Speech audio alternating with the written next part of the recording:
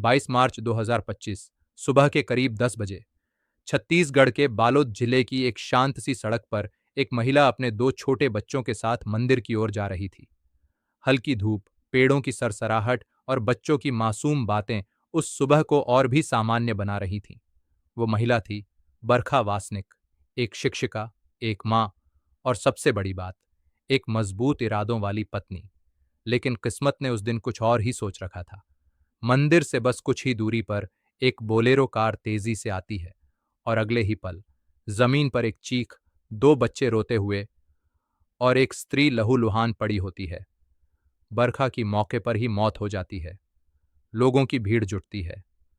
हर कोई यही कहता है, ये एक एक्सीडेंट था, कोई बोलेरो वाला भाग निकला। पुलिस आती है, मामला हिट एंड रन के तौर पर दर्ज होता है। लेकिन कहानी यहीं खत्म नहीं होती। असली खेल तो अब शुरू होता है। बरखा की मौत को हादसा मानने वाला हर व्यक्ति गलत था, क्योंकि यह कोई साधारण दुर्घटना नहीं थी। यह एक बहुत ही सोची समझी हत्या थी।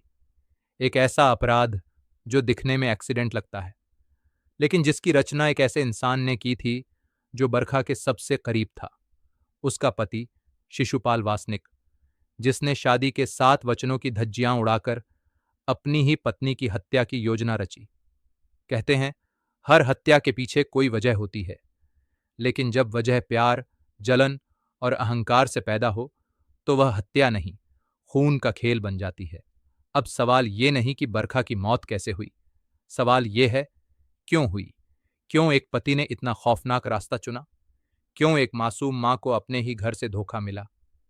क्यों एक हादसे का पर्दा डालकर एक खूनी हंसता रहा? और सबसे अहम सवाल, क्या इंसान इतना बेरहम हो सकता है कि अपने बच्चों की मां को अपने हाथों से खत्म कर दे? ये कहानी है बरखा वासनिक की, जिसकी हत्या को हादसा बताने की कोशिश की गई, लेकिन उसकी आत्मा चीख चीख कर कह रही थी, मैं मरी नहीं, मुझे मारा गया है। बरखा वासनिक, एक ऐसा नाम जिसे जानने वाले आज भी याद करते हैं, उसकी मुस्कान, उसकी भाषा और उसकी सादगी के लिए। पढ़ी लिखी, समझदार और आत्मनिर्भर। बालोद जिले के एक सरकारी स्कूल में व्याख्याता के पद पर कार्यरत थी।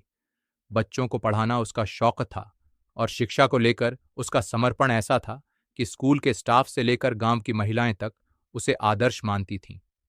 घर में 2 छोटे बच्चे थे, एक बेटा, एक बेटी। उनके लिए वो मां नहीं, पूरी दुनिया थी।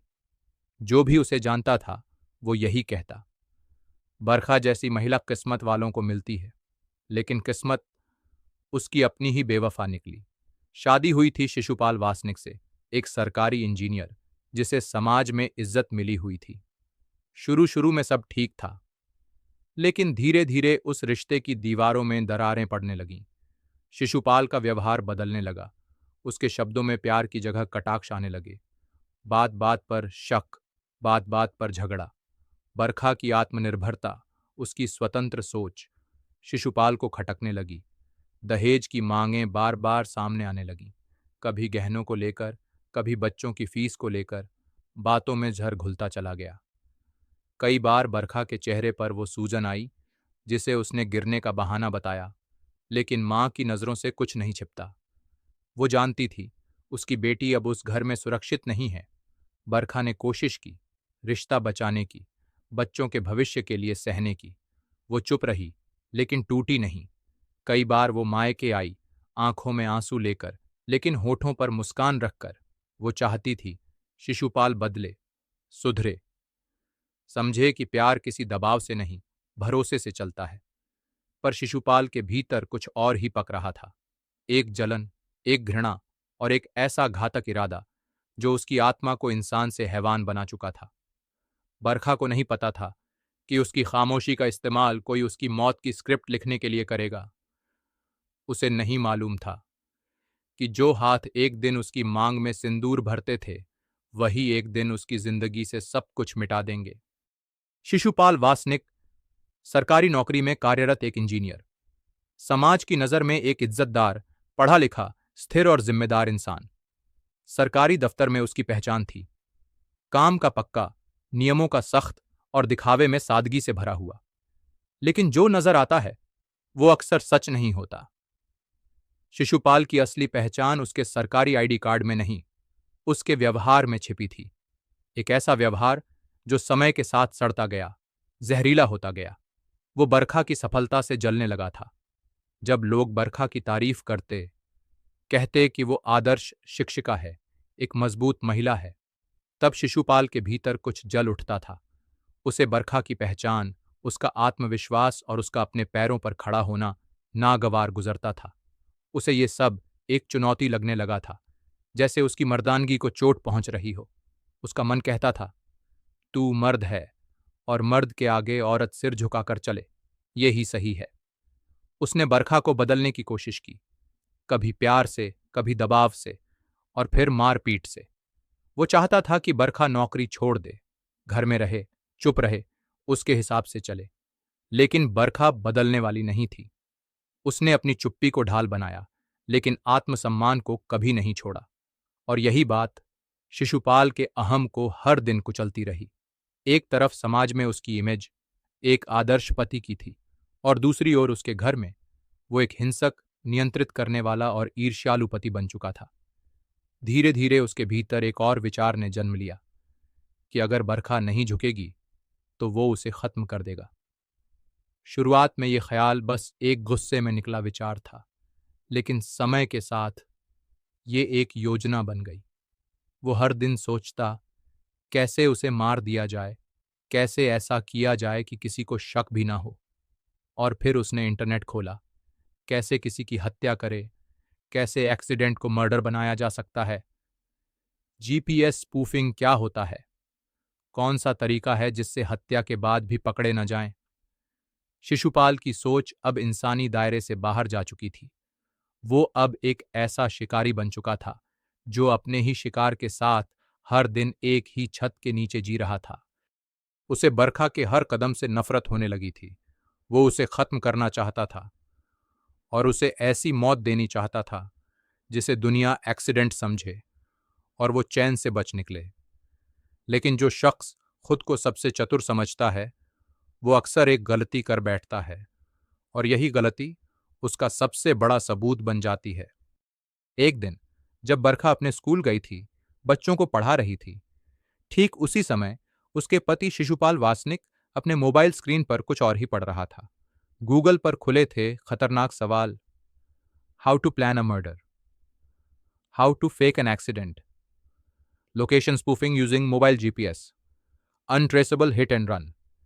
ये किसी सीरियल किलर का लैपटॉप नहीं था। ये एक सरकारी इंजीनियर का फोन था, जो अपनी ही पत्नी की हत्या की पूरी रूपरेखा इंटरनेट से बना रहा था। पढ़ा लिखा था, तकनीक जानता था, लेकिन इंसानियत से पूरी तरह खाली। नेटफ्लिक्स और यूट्यूब बन चुके थे उसके instructor. Crime stories, India detectives, Indian predator, perfect murder, how to get away with murder, इन जैसे शोज से वो नोट्स ले रहा था। हर केस का एक पैटर्न समझ रहा था, कहाँ गलती होती है, कैसे पुलिस पकड़ती है, और कैसे बचा जा सकता है। उसे एक बात साफ समझ आ गई थी, अगर मर्डर को एक्सीडेंट बना दिया जाए तो शक नहीं होता। अब उसे चाहिए था एक ऐसा इंसान जो उसके लिए गाड़ी चलाए, टक्कर मारे और भाग जाए। शिशुपाल की नजर पड़ी एक 24 साल के युवक पर, कायमुद्दीन। कायमुद्दीन बेरोजगार था, जिंदगी से परेशान था, और पैसों की सख्त जरूरत थी। जब शिशुपाल ने उसे RS160,000 ऑफर किए, एक सिर्फ एक्सीडेंट करने के लिए, तो कायमुद्दीन ने ज्यादा नहीं सोचा। उसने कहा, काम कैसा भी हो, पैसे मिलने चाहिए। शर्त रखी गई, चेहरे पर कोई पहचान ना हो, मोबाइल स्विच ऑफ रखना, नकली नंबर प्लेट लगाना, और सबसे जरूरी, कोई गलती नहीं होनी चाहिए। शिशुपाल ने कायमुद्दीन को कई बार उस रूट पर ले जाकर दिखाया, कहां से बरखा जाएगी, कहां मोड़ आएगा, कहां सीसीटीवी नहीं है, और टक्कर के बाद कहां से निकलना है।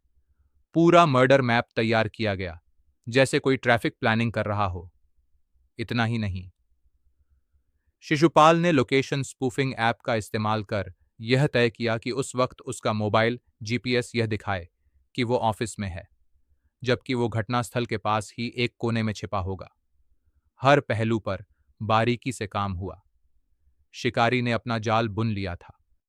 अब इंतजार था उस एक दिन का जब ये हादसा होगा।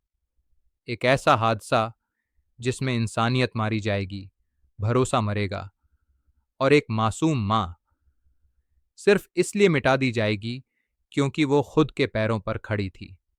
22 मार्च 2025।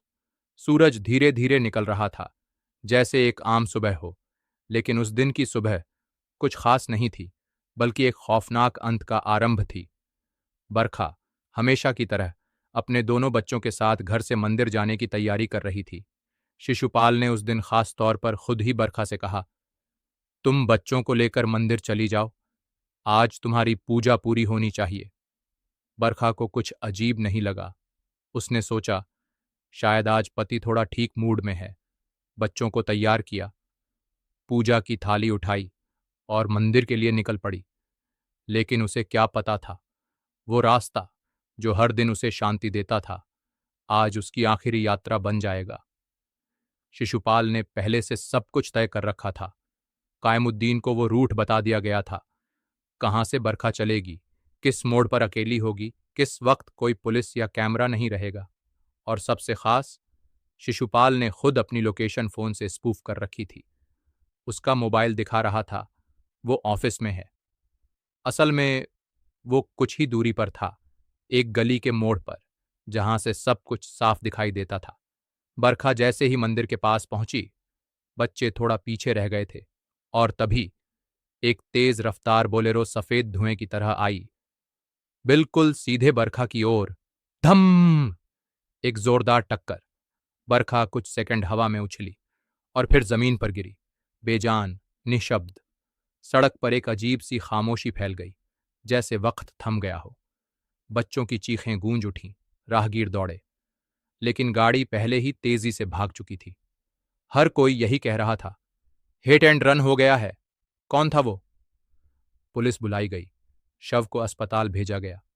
रिपोर्ट में लिखा गया, तेज रफ्तार गाड़ी की टक्कर से महिला की मौके पर ही मौत। प्रीमा फेसिए ये हिट एंड रन केस प्रतीत होता है। शिशुपाल भी थोड़ी देर बाद घटनास्थल पर आया, चेहरे पर हैरानी, आंखों में नकली आंसू और लोगों से बार बार एक ही सवाल, ये कैसे हो गया? लेकिन वो जानता था, ये कैसे हुआ। उसकी आंखों ने ही तो वो पल देखा था, जिस पल उसके भीतर का हैवान जीत गया था। बरखा की मौत अब एक हादसा बन चुकी थी, कम से कम दुनिया के लिए। लेकिन जो सच है वो कब तक छिप सकता है? बरखा की मौत के बाद सड़क पर एक भीड़ जमा हो गई थी। पुलिस आई, शव को पोस्टमार्टम के लिए भेजा गया और केस फाइल में दर्ज हो गया। धारा 304A, एक सामान्य रोड एक्सीडेंट। शुरुआत में पुलिस ने भी यही माना, तेज रफ्तार, बिना नंबर प्लेट की गाड़ी और मौके पर कोई प्रत्यक्षदर्शी नहीं। सीधे सीधे मामला हिट एंड रन लग रहा था। लेकिन कुछ सवाल वहीं से उठने लगे थे। बरखा के भाई, उसके पिता और मां, सभी का चेहरा किसी और ही डर से भरा था।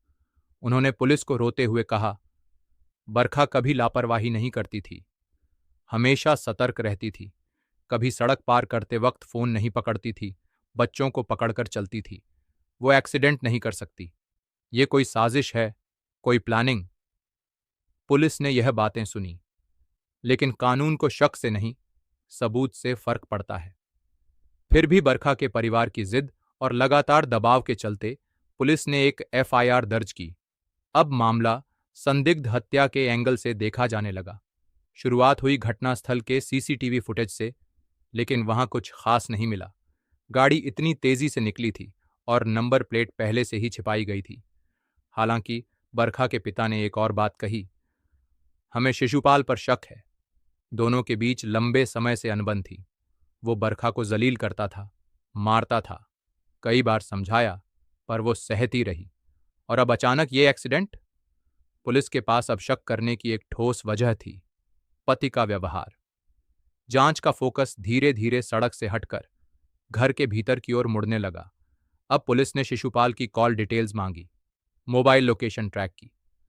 और सबसे चौंकाने वाली बात तब सामने आई जब उन्होंने देखा, घटना के समय शिशुपाल का मोबाइल लोकेशन ऑफिस में दिखा रहा था, लेकिन इलाके की सीसीटीवी फुटेज में वह कहीं और दिखा।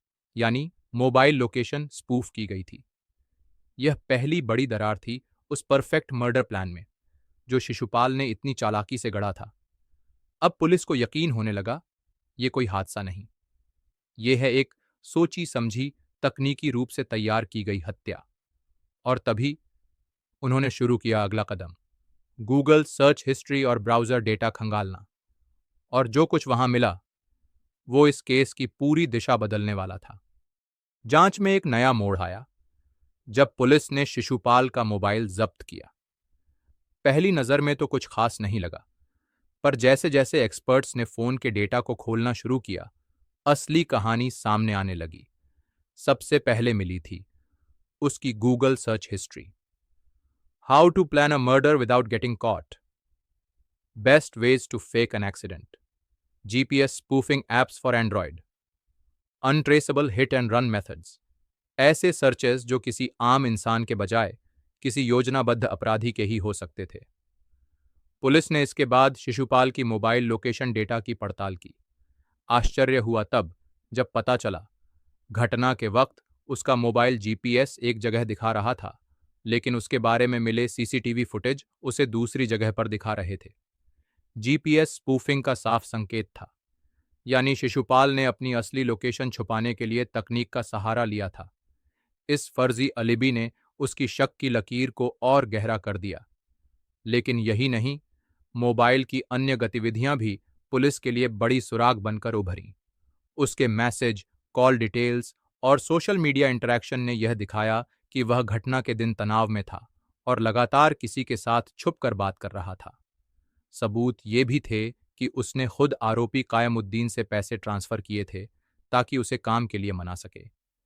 शिशुपाल की ये नकली आड़ खुद उसके ऊपर ही भारी पड़ गई।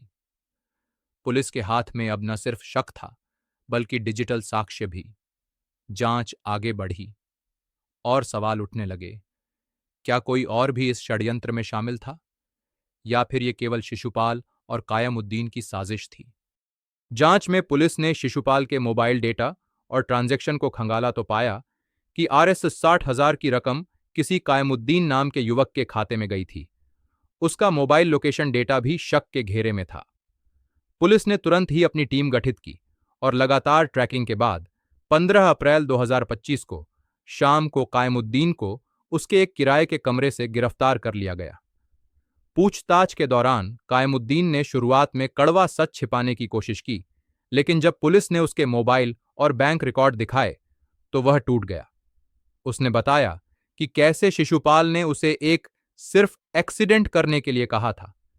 कायमुद्दीन ने स्वीकार किया कि 22 मार्च की शाम को वह मंदिर के पास उसी रूट पर गाड़ी लेकर खड़ा था। शिशुपाल ने उसे बताया था कि कैसे तेज रफ्तार से जाकर बरखा को टक्कर मारनी है और फिर बिना रुके निकल जाना है।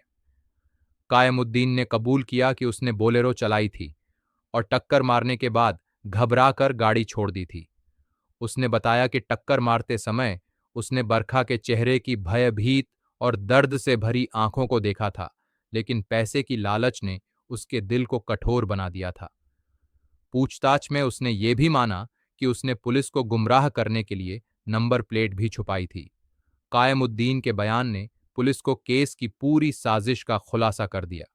अब मामला एक साधारण एक्सीडेंट से निकलकर एक सुनियोजित हत्या बन चुका था।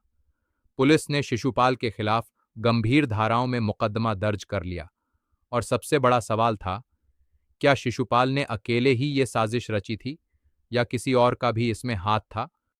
जैसे ही पुलिस ने कायमुद्दीन से सच उगलवाया, अगला निशाना था शिशुपाल।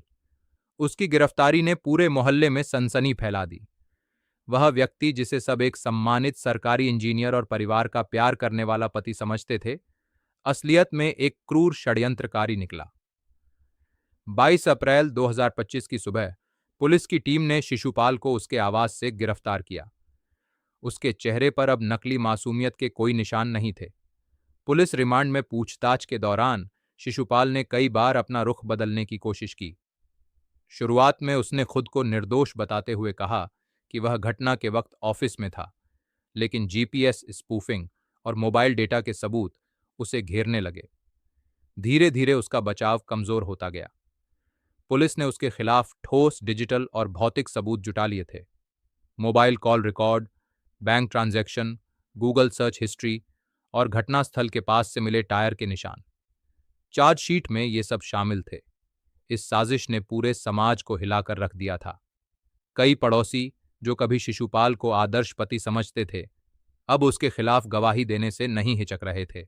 जांच अधिकारी ने बताया, यह एक सुनियोजित हत्या थी, जिसमें तकनीकी कौशल और मनोवैज्ञानिक दबाव दोनों का इस्तेमाल किया गया। हम सुनिश्चित करेंगे कि दोषी को सजा मिले। अब मामला कोर्ट में सुनवाई के लिए तैयार था। क्या होगा अगला कदम? शिशुपाल और कायमुद्दीन के खिलाफ पुलिस ने गंभीर आरोप लगाए। हत्या, आपराधिक साजिश, सबूत मिटाने जैसे कई अपराध। कोर्ट में सुनवाई शुरू हुई, जहां दोनों पक्षों के वकील अपनी अपनी दलीलें पेश करने लगे। बरखा के परिवार ने अदालत से कड़ी सजा की मांग की।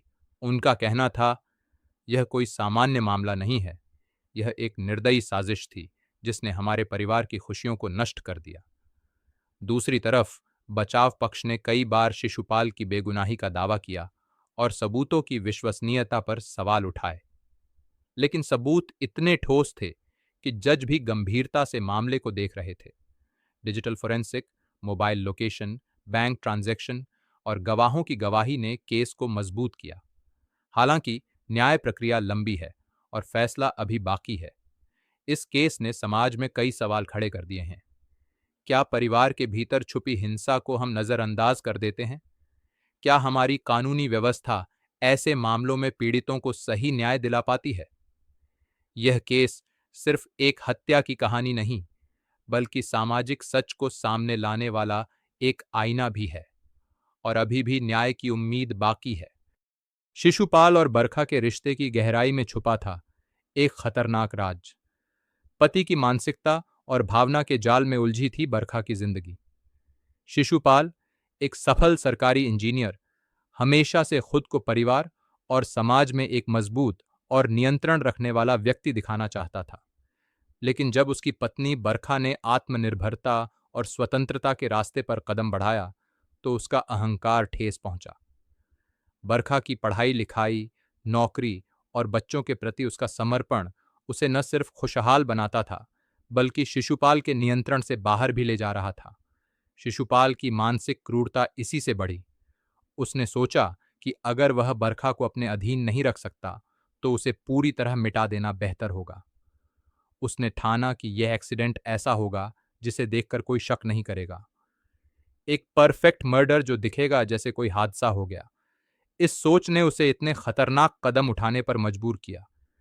मनोवैज्ञानिक तौर पर यह मामला पति की ईर्ष्या, असहिष्णुता और सत्ता के लालच की कहानी है। एक ऐसा रिश्ता जो प्यार से ज्यादा डर और नियंत्रण की बुनियाद पर बना था, और जब वो नियंत्रण छिन गया तो उसने मौत की साजिश रच डाली। यह हत्या केवल एक अपराध नहीं, बल्कि एक गहरे मानसिक द्वंद्व और सामाजिक सच का प्रतीक भी है। जैसे ही यह घटना सार्वजनिक हुई, सोशल मीडिया की दुनिया में एक जबरदस्त हलचल मच गई। हैशटैग जस्टिस फॉर बारखा हर प्लेटफॉर्म पर ट्रेंड करने लगा। शिक्षकों, महिला संगठनों और सामाजिक कार्यकर्ताओं ने इस हत्याकांड को लेकर आवाज बुलंद की। कई जगहों पर धरने प्रदर्शन हुए, जहां सड़कों पर लोग न्याय की मांग करते नजर आए।